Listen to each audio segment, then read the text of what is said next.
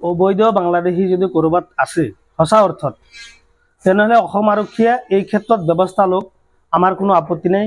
আমাৰ ফালৰ পৰা সম্পূৰ্ণ সহায় সহযোগিতা আমি কৰিম বুলি আগৰ পৰাই আমি স্পষ্টভাৱে কৈ দিছোঁ। কিন্তু অবৈধ বাংলাদেশী স্বদেশী যিসকল ভোটাৰ বা প্ৰকৃত নাগৰিক, যি প্ৰকৃত নাগৰিকৰ ওপৰত যি ধৰণৰ শাৰীৰিক মানসিকভাৱে অত্যাচাৰ কৰি অসম আৰক্ষীয়ে বিভিন্ন স্থানৰ পৰা অসমৰ বিভিন্ন স্থানৰ পৰা উঠাই লৈ এক পৰিৱেশ সৃষ্টি কৰিছে অসমত, এইটো আমি কোনো পৰ্যায়ে সহ্য নকৰিম। আমি পূৰ্বৰ পৰাই কৈছোঁ যে অবৈধ বাংলাদেশীৰ পক্ষত আমি নাই, আমি ইয়াৰ বিৰোধ।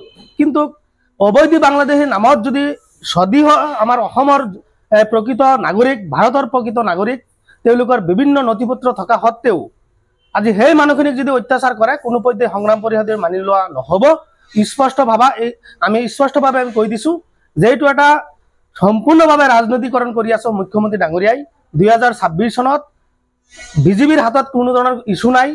আৰু এই যিটো আপোনাৰ অবৈধ বাংলাদেশীৰ নামত যিটো অসমত এটা পৰিৱেশ সৃষ্টি কৰিছে, এই পৰিৱেশটো সম্পূৰ্ণ ৰাজনৈতিকভাৱে তেওঁলোকৰ এটা হাতিয়াৰ হিচাপে লৈছে। গতিকে এইটো এটা আইন বিৰোধী কাম, গণতান্ত্ৰিক বিৰোধী কাম। কাৰণ যদি কোনোবা ব্যক্তিৰ নামত কিবা ভুল আছে, কিবা কাৰণত সেই ব্যক্তিসকলৰ নামত ডি ভোটাৰ আহিছে, ডি ভোটাৰৰ পৰা তেওঁলোকে আজি ফৰেনাৰ ডিক্লেয়াৰ এতিয়ালৈকে হোৱা নাই, বা যদিও হৈছে এই সম্পূৰ্ণ আইনী প্ৰক্ৰিয়াত চলি আছে, তেওঁলোকে আইনী যুঁজ চলি আছে। আজি কোনো ধৰণৰ মহামান্য আদালতে ডিক্লেয়াৰ দিয়া নাই যে ব্যক্তিজন অবৈধ বাংলাদেশী। সম্পূৰ্ণভাৱে কেছটো আদালতত চলি আছে। আৰু কেছটো সম্পূৰ্ণ নোহোৱাতে অসম আৰক্ষীৰ জৰিয়তে চৰকাৰে কি কৰিছে, বিভিন্ন ঠাইৰ পৰা যেতিয়া মানুহ উঠাই নাই, বিভিন্ন ধৰণৰ শাৰীৰিক মানসিকভাৱে তেওঁলোকৰ অত্যাচাৰ কৰি আছে বা ডিটেনশ্যন কেম্পৰ ৰাখাৰ যিটো প্ৰস্তুতি চলাই আছে, এইটো এটা আইন বিৰোধী কাম। এইটো মহামান্য আদালতক অপমান কৰিছে বুলি আমি সন্দেহ প্ৰকাশ কৰিছোঁ। আৰু এইটো হাস্যকৰ কথা, এটা পৰিয়ালত গোটেইখিনি মানুহ আমাৰ এই অসমৰ ভাৰতৰ, তেওঁলোকৰ বিভিন্ন ধৰণৰ নথি পত্ৰ আছে, এনআৰচি আছে, তেওঁলোকৰ পেন কাৰ্ড আছে, আপোনাৰ আধাৰ কাৰ্ড আছে, তেওঁলোকে ভোট প্ৰদান কৰি আছে। আৰু একেটা পৰিয়ালতে এজন ব্যক্তি কিবা ভুলক্ৰমে আজি তেওঁলোকৰ নাম কিবা কাৰণত ডি ভোটাৰ হৈ আছে, আৰু সেইজন মানুহ কোনো পৰ্যায়ে আপোনাৰ অবৈধ বাংলাদেশী হ'ব নোৱাৰে। এইটো এটা চক্ৰান্ত। আমি সংগ্ৰাম পৰিষদে দাবী জনাইছোঁ, যিসকল বিষয়াই তেওঁলোকৰ হেমাহিৰ কাৰণে আজি তেওঁলোকে আইনী প্ৰক্ৰিয়াত পৰিছে বা বিভিন্ন ধৰণৰ হাৰাশাস্তিত পৰিছে, প্ৰথমতে সেইসকল বিষয়াক গ্ৰেপ্তাৰ কৰিব লাগে। সেইসকল বিষয়াৰ ওপৰত আইনীভাৱে তদন্ত দিব লাগে চৰকাৰে। কাৰণ তেওঁলোকৰ কাৰণে এটা পৰিয়াল, তেওঁলোকৰ ভৱিষ্যত নষ্ট হ'ব ধৰিছে।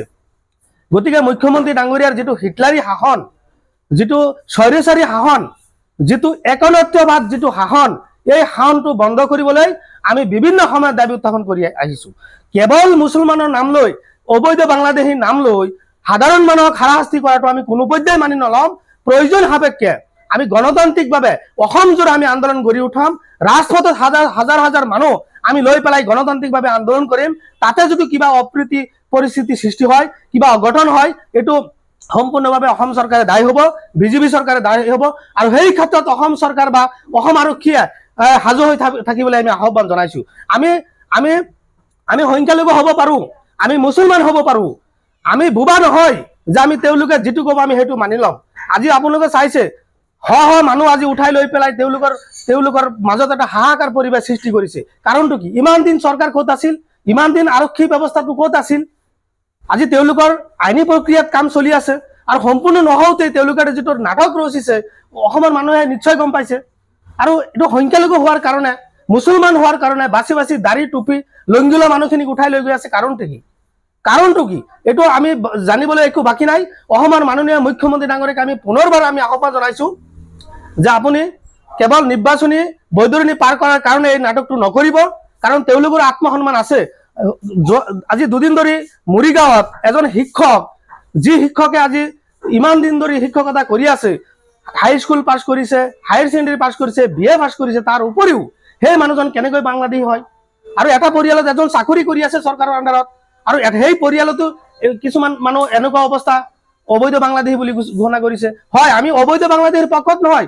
1971 চনৰ 25 মাৰ্চৰ পিছত হিন্দু হওক, মুছলমান হওক, যি ব্যক্তি হওক, বাংলাদেশত পঠাই দিয়ক, তেওঁলোকক আইনী ব্যৱস্থা কৰক, আমি সংগ্ৰাম পৰিষদে আছোঁ।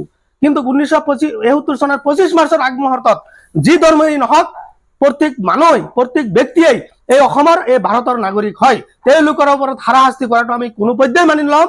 প্ৰয়োজন সাপেক্ষে এই হিটলাৰী চৰকাৰৰ বিৰুদ্ধে, এই হিটলাৰী চৰকাৰ, এই হিটলাৰী শাসনৰ ব্যৱস্থাৰ বিৰুদ্ধে আমি বিভিন্ন জাতীয় দল সংগঠন, আমি সংগ্ৰাম পৰিষদে হাজাৰ হাজাৰ মানুহলৈ আমি ৰাজপথত ওলাম। আমি প্ৰয়োজন সাপেক্ষে আমি গুৱাহাটী আমি হাজাৰ হাজাৰ মানুহলৈ গোট খাম, কিন্তু আমি কোনো পৰ্যায়ে আমি বহি নাথাকিম। আমি এনেকুৱা পৰিৱেশত অসমৰ জনতাক আমি আহ্বান জনাইছো, আপোনালোকে ওলাই আহক, গণতান্ত্ৰিকভাৱে আন্দোলন কৰক। আমি গণতন্ত্ৰক বিশ্বাস কৰো, আইনী প্ৰক্ৰিয়াত আমি বিশ্বাস কৰো, কিন্তু মুখ্যমন্ত্ৰী ডাঙৰীয়া হিটলাৰী শাসনৰ ব্যৱস্থাক আমি কেতিয়াও বিশ্বাস কৰিব নালাগে।